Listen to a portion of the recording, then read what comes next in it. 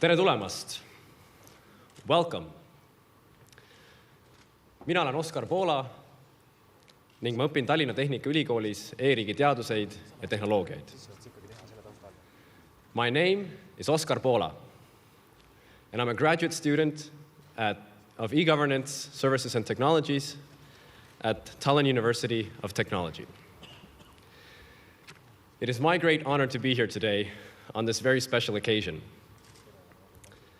Having spent 8 years as a young man in California, I always saw the American president as an influential figure.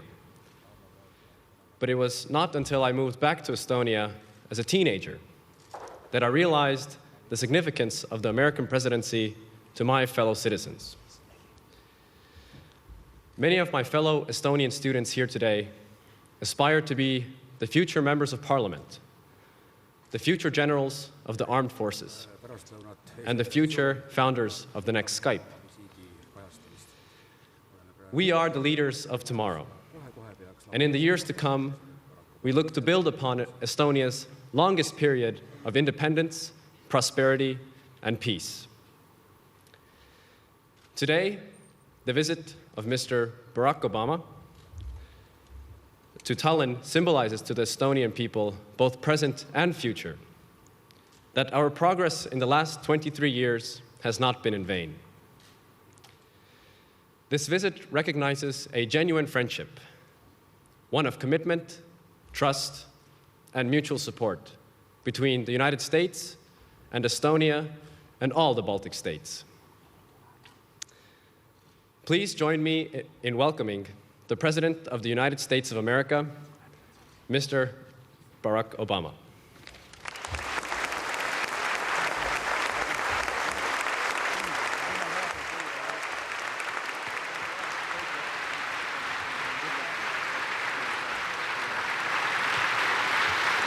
Thank you.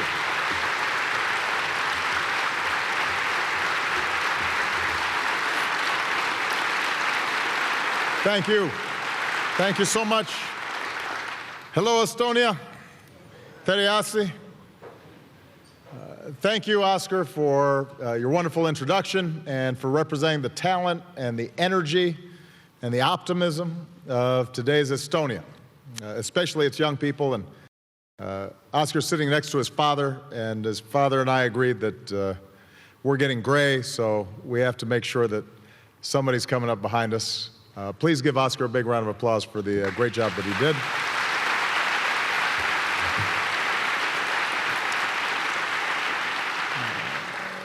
To President Ilves and distinguished guests, to the people of Estonia, it is a great pleasure to be with you in this historic city, in this beautiful land. I thank you for the incredible hospitality that you've shown me today. I understand the weather is always like this. My only regret is that I missed this summer's Laulupidu, and I'll try to come back next time and catch it. I bring with me the friendship of the American people, and I'm honored to be the first President of the United States to deliver an address like this to the people of Estonia. I just had the opportunity to meet once again with the presidents of all the Baltic states, and I thank President of Latvia and Lithuania for being here. We are joined by friends from throughout the region, and I want to say a special welcome to everyone watching this out in Freedom Square. And I'm especially pleased to see so many young people here today, because like Oscar, you are fulfilling the dream that your parents and grandparents struggled for but could only imagine, and that is living your lives in free and independent and democratic Baltic nations. That dream of freedom endured through centuries of occupation and oppression. It blossomed into independence only to have it stolen by foreign pacts and secret protocols. It survived the mass deportations that ripped parents from their children. It was defended by forest brothers in their resistance and sustained by poets and authors who kept alive your languages and cultures. And here in Estonia, it was a dream that found its most eloquent expression in your voices. On a grassy field not far from here, when Estonians found the courage to stand up against an empire and sing, "Land of my fathers, land that I love." And Heinz Wack, who's here today, spoke for the entire singing revolution when he said, "One day, no matter what, we will win."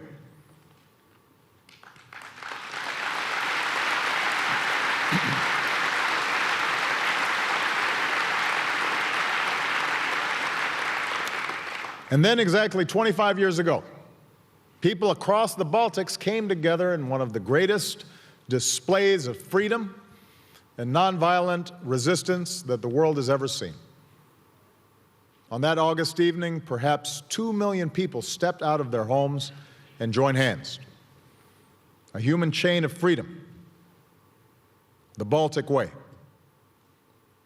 And they stretched down highways and across farmlands, from Tallinn to Riga to Vilnius.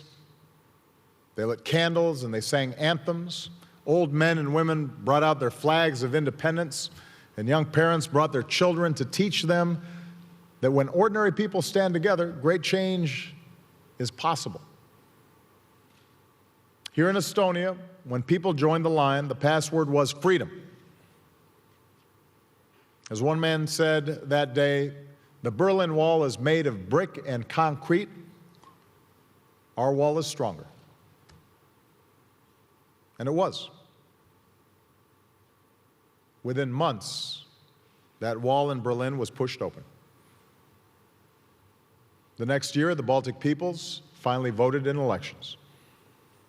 And when the forces of the past made their last grab for power, you stood up.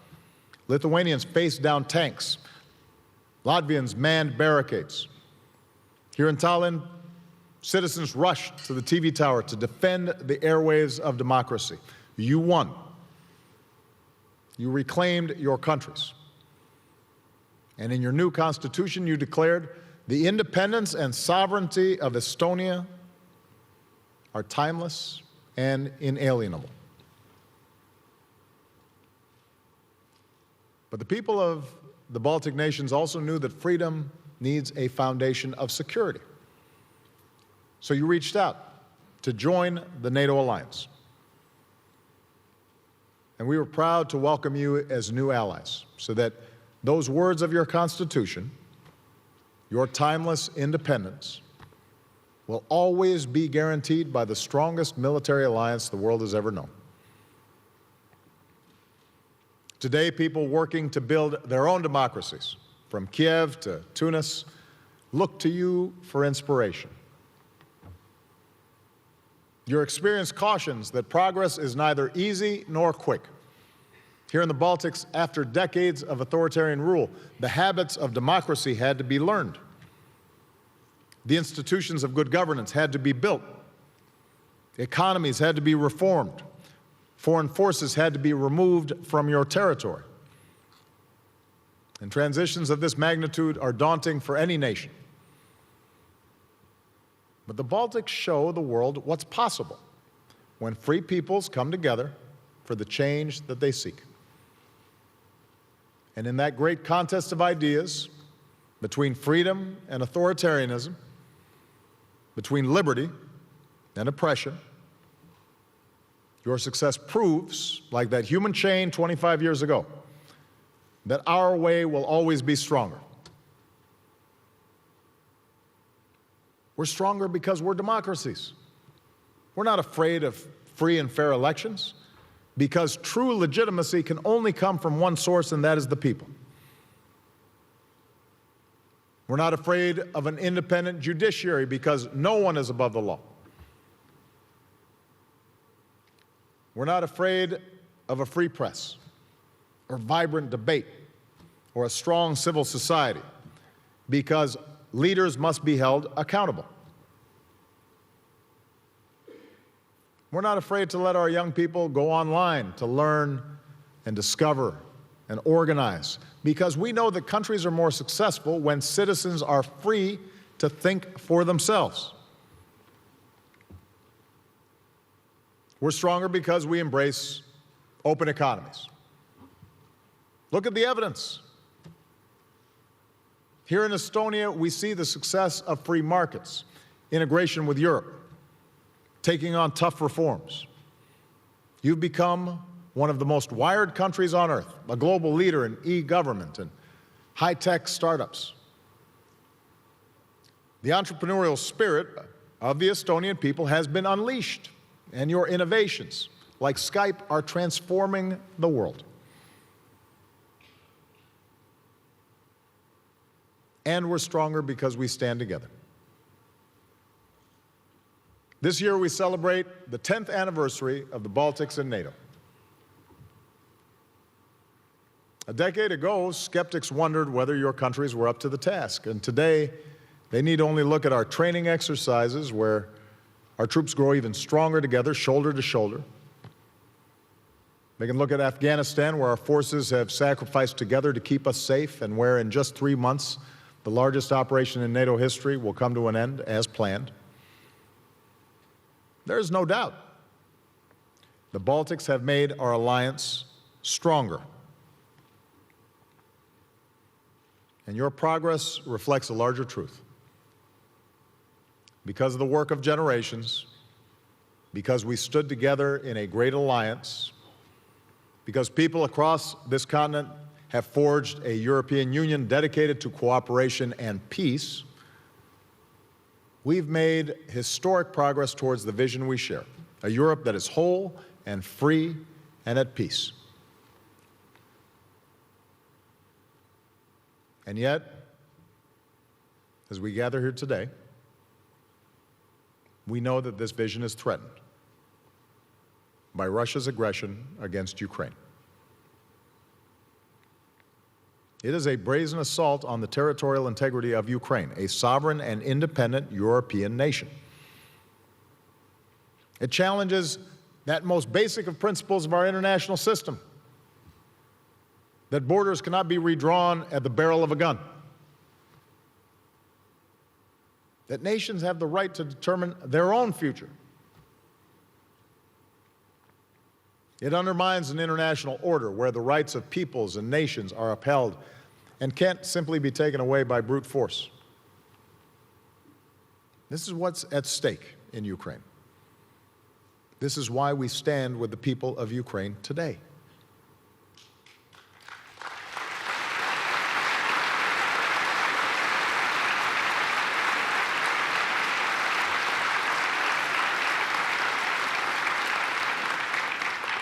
Now let's put to rest, once and for all, the distortions or outdated thinking that has caused this crisis.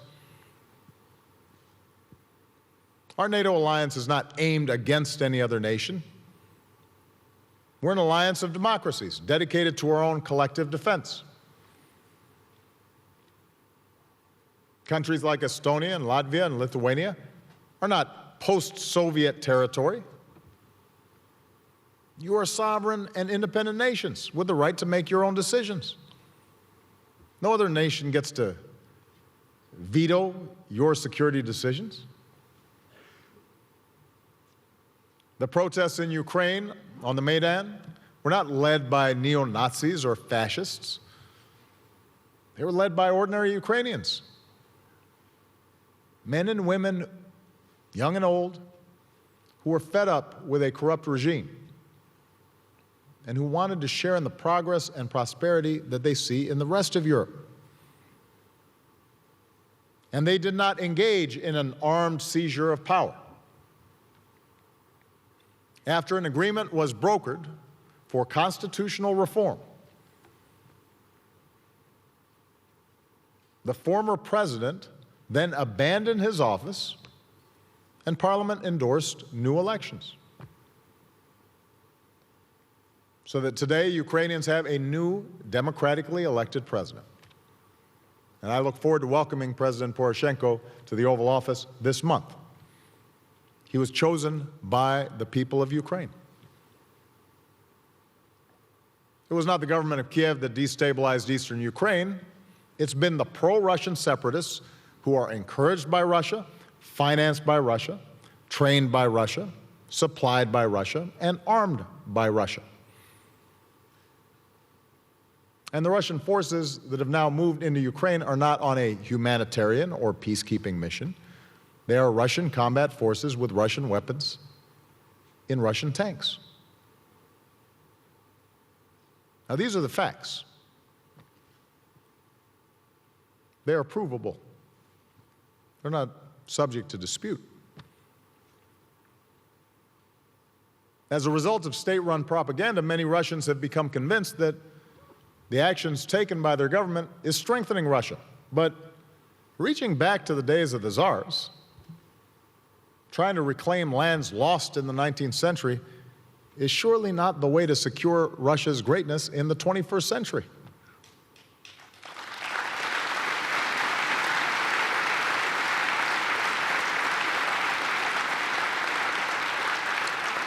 It only shows that unrestrained nationalism is the last refuge of those who cannot or will not deliver real progress and opportunity for their own people at home. Let's also be clear where we stand. Just as we refuse to accept smaller European nations being dominated by bigger neighbors in the last century, we reject any talk of spheres of influence today.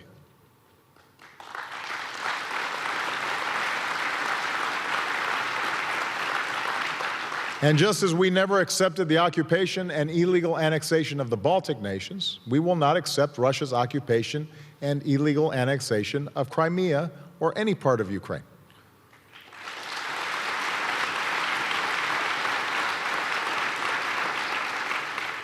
As free peoples, as an alliance, we will stand firm and united to meet the test of this moment. And here's how. First, we will defend our NATO allies, and that means every ally. In this alliance, there are no old members or new members, no junior partners or senior partners. They're just allies, pure and simple. And we will defend the territorial integrity of every single ally.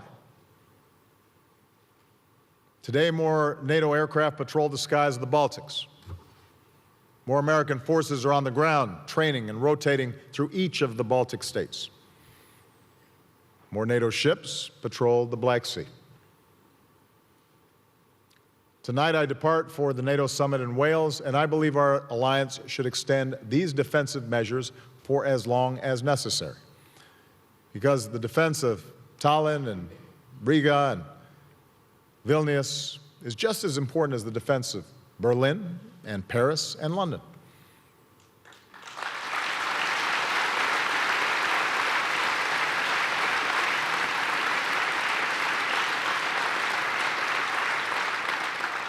During the long Soviet occupation, the great Estonian poet Maria Under wrote a poem in which she cried to the world, "Who'll come to help? Right here, at present, now." And I say to the people of Estonia and the people of the Baltics, today we are bound by our treaty alliance. We have a solemn duty to each other. Article 5 is crystal clear. An attack on one is an attack on all. So if, in such a moment, you ever ask again, who'll come to help, you'll know the answer. The NATO alliance, including the armed forces of the United States of America right here, present now.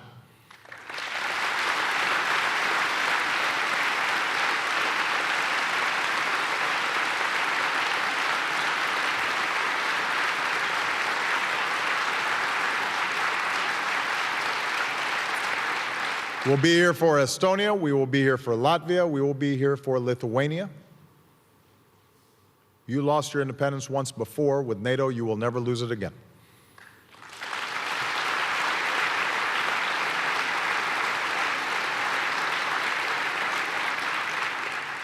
Second, and in addition to the measures we've already taken, the United States is working to bolster the security of our NATO allies and further increase America's military presence in Europe. The new initiative I proposed in Warsaw this spring includes several elements, and we're working with Congress to get it done. Here in the Baltics, it would mean positioning more American equipment so it's ready if needed. It would mean more training and exercises between our militaries.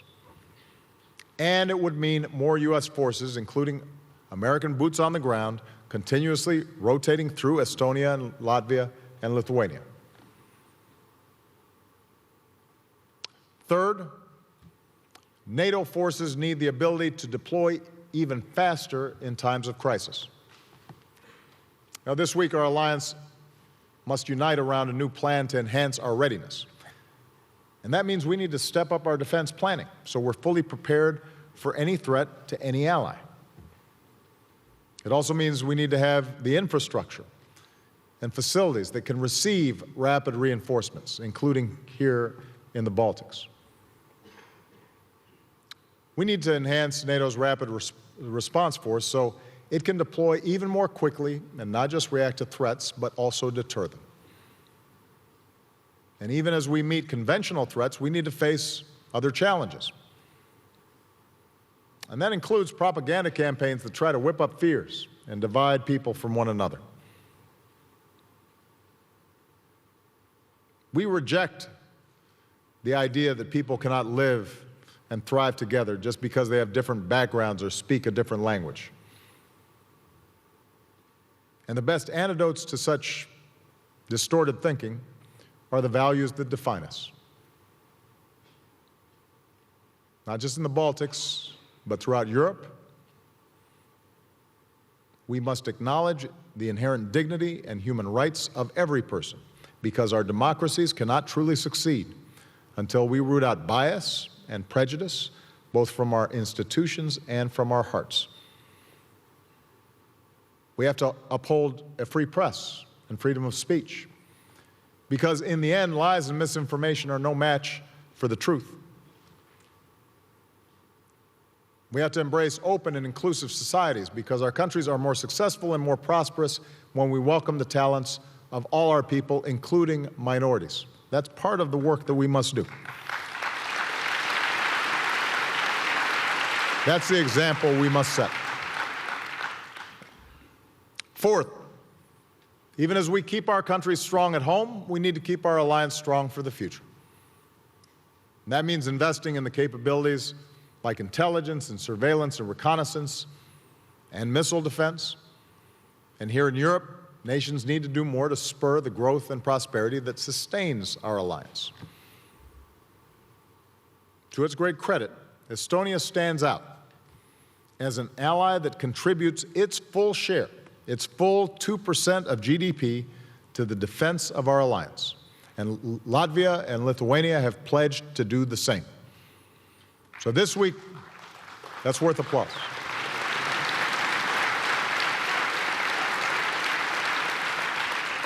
So this week's summit is the moment for every NATO nation to step up and commit to meeting its responsibilities to our alliance.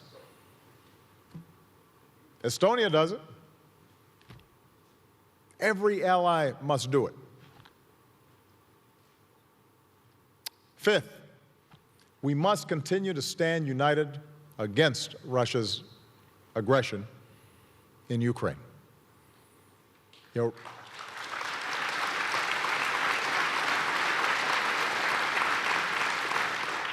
Keep in mind that repeatedly President Putin has ignored the opportunity to resolve the crisis in Ukraine diplomatically.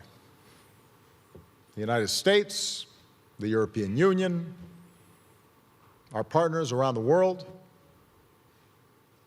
have all said we prefer a diplomatic solution. But in light of Russia's unwillingness to seize that opportunity, we have come together to impose major sanctions on Russia for its actions. And make no mistake, Russia is paying a price. Capital is fleeing, foreign investment is plummeting, because investors know that today's Russia is a bad bet, given its behavior. The Russian economy has slipped into recession. Its energy production, which is the engine of the Russian economy, is expected to drop. Its credit rating is near junk status. The ruble just fell to an all-time low. In short, Russia's actions in Ukraine are weakening Russia. Russia's actions are hurting the Russian people.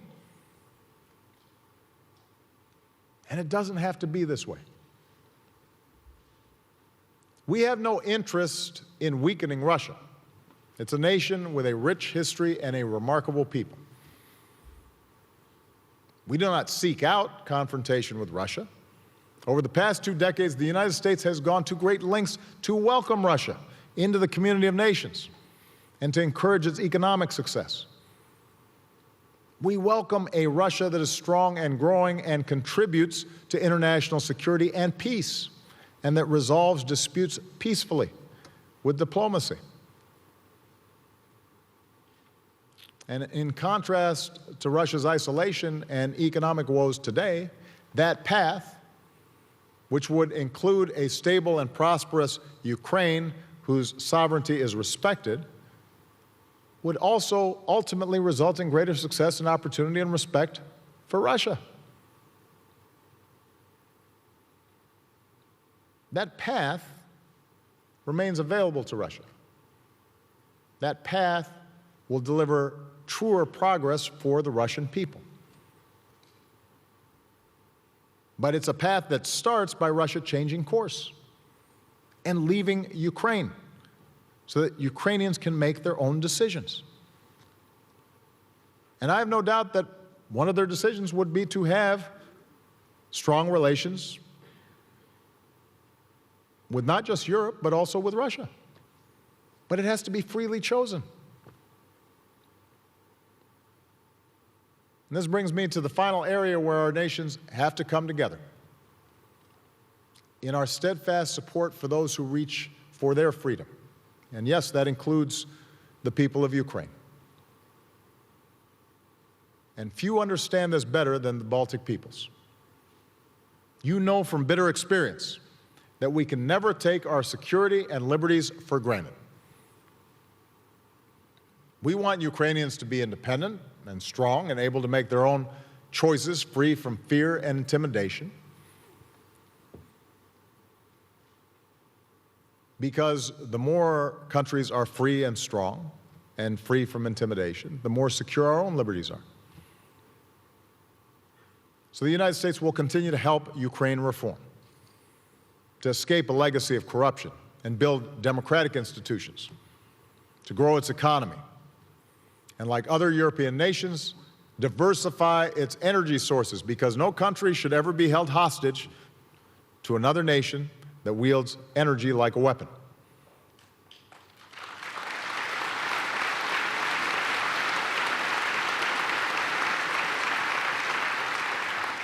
We'll continue to offer training and assistance to help the Ukrainian military grow stronger as they defend their country.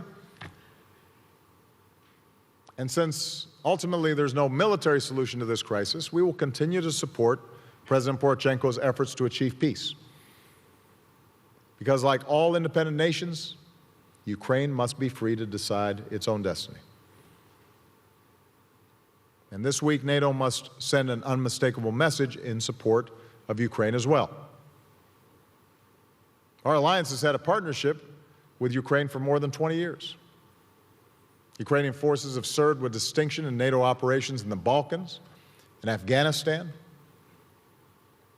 So in Wales, we'll meet as an alliance with President Poroshenko to show that our 28 nations are united in support of Ukraine's sovereignty and right to defend its territory. Now, Ukraine needs more than words. NATO needs to make concrete commitments to help Ukraine modernize and strengthen its security forces. And, by the way, we have to do more to help other NATO partners, including Georgia and Moldova, strengthen their defenses as well.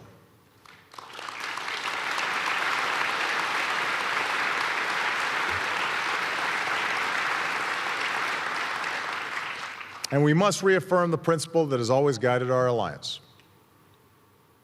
For countries that meet our standards and that can make meaningful contributions to Allied security, the door to NATO membership will remain open.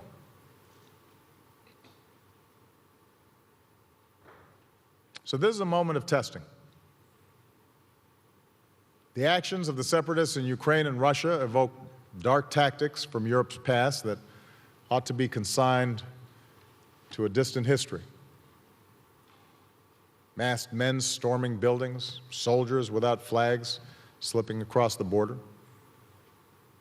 violence sending families fleeing and killing thousands, including nearly 300 innocent men, women, and children from all across Europe and around the world when that airliner was shot out of the sky.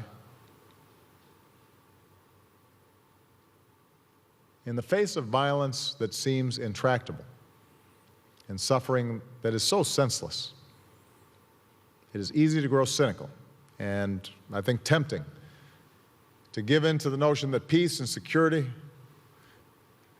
may be beyond our grasp. But I say to all of you here today, especially the young people, do not give in to that cynicism. Do not lose the idealism and optimism that is the root of all great change.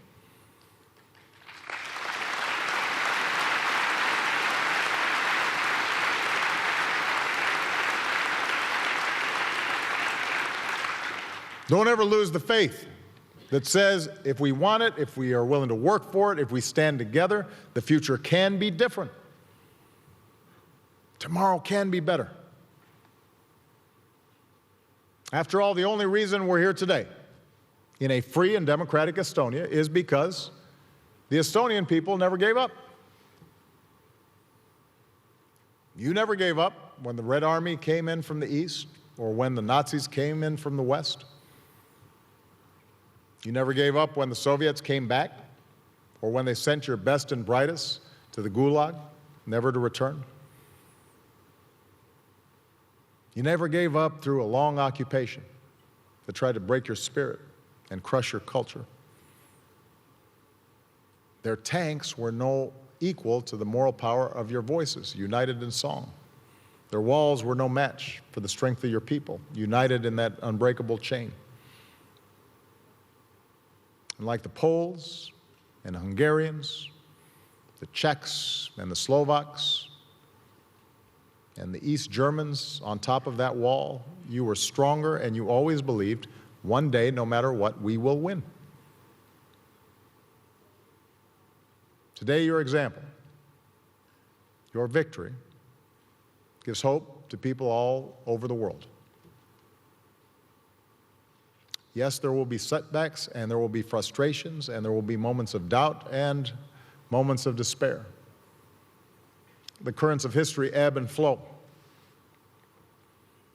But over time, they flow toward freedom. More people in every corner of the earth standing up and reaching to claim those rights that are universal. And that's why, in the end, our ideals are stronger. And that's why, in the end, our ideals will win. Dignity will win, because every human being is born equal with free will and inalienable rights. And any regime or system of government that tries to deny these rights will ultimately fail, and countries that uphold them will only grow stronger. Justice will win, because might does not make right. And the only path to lasting peace is when people know that their dignity will be respected and that their rights will be upheld. And citizens, like nations, will never settle for a world where the big are allowed to bully the small. Sooner or later, they fight back.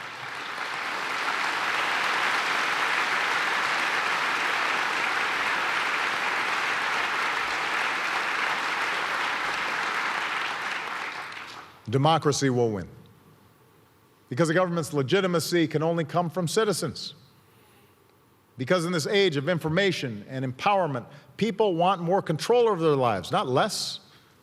And because more than any other form of government ever devised, only democracy, rooted in the sanctity of the individual, can deliver real progress.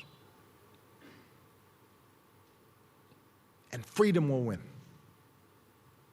Not because it's inevitable, not because it is ordained, but because these basic human yearnings for dignity and justice and democracy do not go away.